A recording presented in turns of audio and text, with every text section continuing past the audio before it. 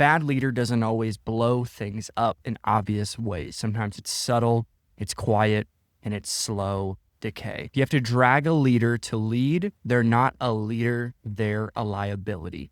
If the team is moving around them instead of through them, that's a red flag, because real leadership owns outcomes, not just attendance.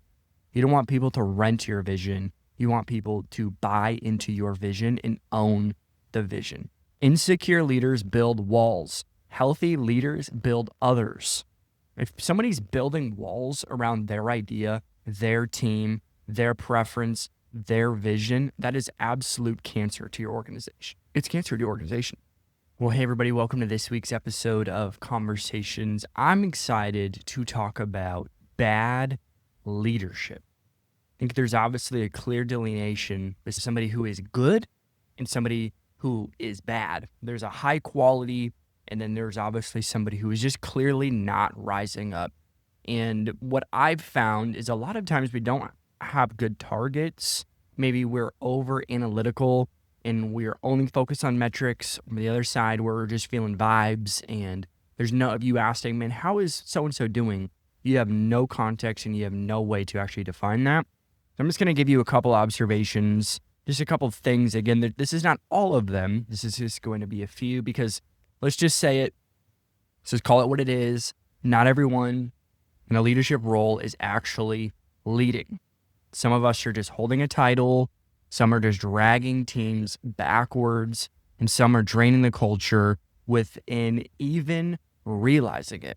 So here's the truth. A bad leader doesn't always blow things up in obvious ways. Sometimes it's subtle, it's quiet, and it's slow decay. If you're not paying attention, this kind of leader will suffocate your team's momentum and morale. So in this episode, we're going to talk straight. How do you spot a bad leader? What are the early signs? What do we do when we realize it's happening? And this might come close to home, but that's good, because we're going to get better. We're going to be honest about leadership, because again, if we can be honest, we can get healthy. So I'm going to give you a few different points here. Number one, they have to be motivated to lead. If you have to drag a leader to lead, they're not a leader, they're a liability. You always know you have the right leader when you don't have to motivate them. Then there is no level of forceful change. You have to motivate them to do the bare minimums. You have to motivate them to do something that's on their position description or that they know they're required to do. Again, motivation is fleeing. And a lot of times what that actually is they're not excited about what they're doing. And that's okay. But again, if we're not honest, then we can't diagnose it. If we can't diagnose it, we can't heal it, because real leaders don't need constant hype or reminders. They carry the vision with them. This is just the word that comes to mind talking about this one. It's just discipline. Does a person have discipline, or do they not? Because if you have discipline, you don't need motivation. I don't need to listen to David Goggins every single morning to do my job, because I have a discipline of doing the things that I'm responsible for. They only show up with energy when you're watching. They're not leading, they're performing. And I don't want any performance-driven leaders. I don't want people performing. I want people leading it. You know you have the wrong leader, like I said, and you have to motivate them. We should not have to motivate you to do what you're asking somebody to do. Number two, they have no ideas in the room. Leadership is more than just showing up. It's actually contributing to the group. It's actually adding value to the room. It's actually sharing ideas. Ideation, a lot of times, is where okay leaders turn into good leaders and good leaders turn to great leaders. It's actually sitting by yourself and dreaming, and it's thinking about, how do I get better? How do I get my team better? How do I go from here to here? And that just takes time, and it takes intentionality. It takes knowing what questions to ask. Because a bad leader offers no vision, no insight, no creativity. They default to silence. And this is insecurity. This is insecurity 101. This is somebody who goes, my voice isn't valued. My voice isn't heard. Here's what I'd say to that. There's two sides of every coin, obviously. Be a leader who creates safety for people to share their ideas. That there is no bad idea in the room. The only bad idea that exists is the one that's not shared.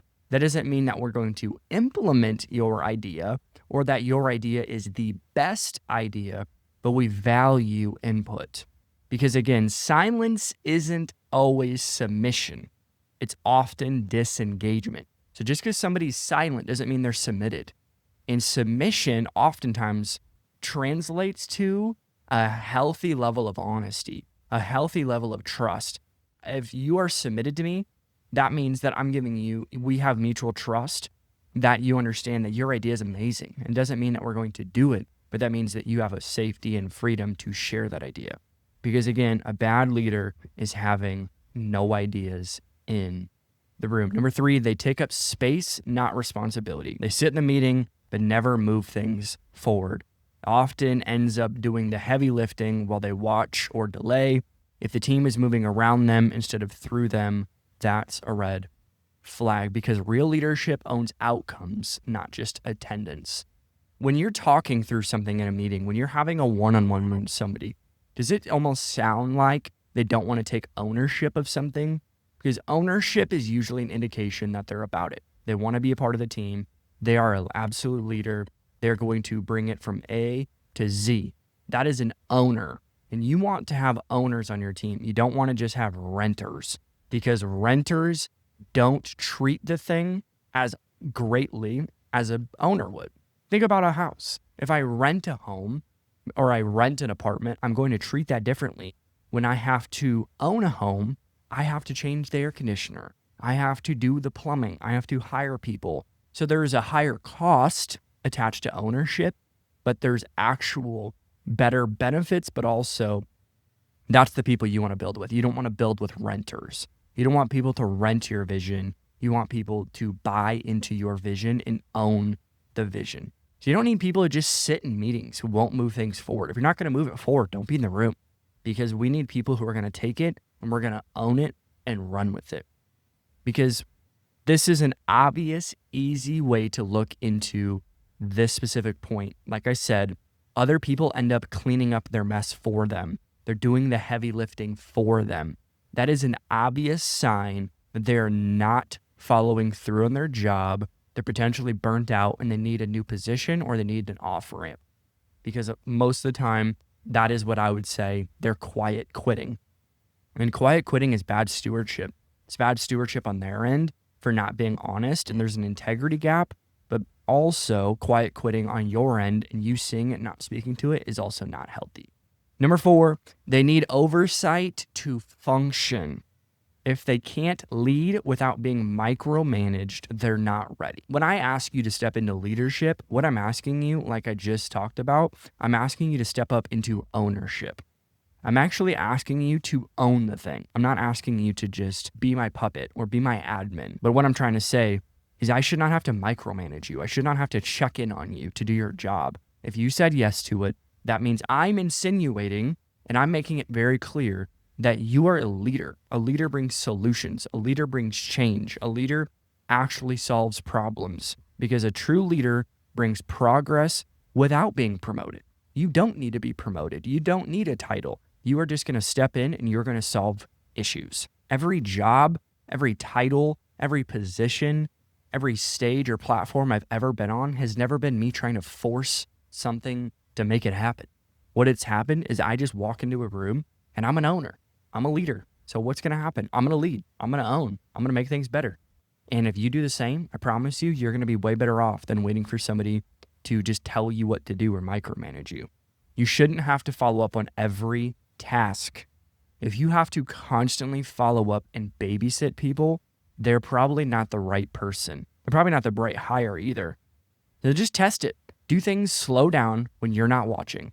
That's your answer. If they slow down when you're not constantly micromanaging them, that is a clear sign they're a bad leader. Number 5, they protect their position more than the people. Insecure leaders build walls. Healthy leaders build others.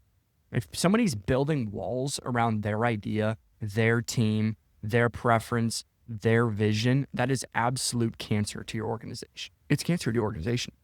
Healthy leaders build others. The testament of being a quality leader is not acquiring more followers. It's actually building more leaders. Are they replacing themselves? Are they building up other people? Are they coming to you? Are they growing other teams that aren't on the actual attached to their org chart? And that's a real testament, man. I want to be a person who's building other teams, recruiting for other teams, because we're all one team with one dream. If they're territorial, closed off, or resistant to feedback, they're not protecting the team, they're protecting their ego. If you think that you have the best idea in every conversation, if you think that you are the man in every single conversation, you have massive pride and ego, and that will be your lid. And again, all the dreams, all the visions, all the ambitions that you have are attached to your humility.